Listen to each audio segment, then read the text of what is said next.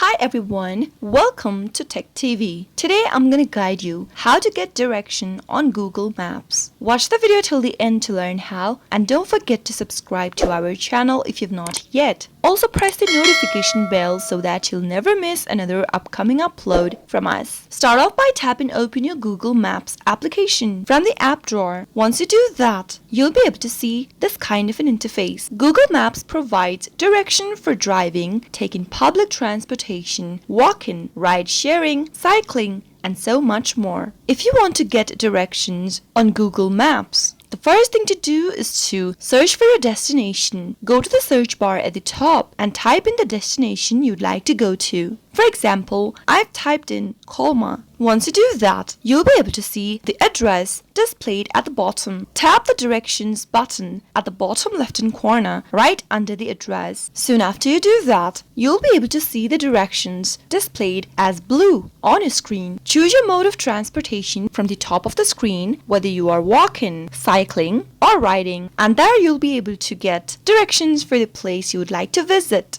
on Google Maps. That is how it can be done. I hope the tutorial was helpful to you. If it was, go ahead and give us a thumbs up. I'll soon be back with more videos like this. Thank you for watching.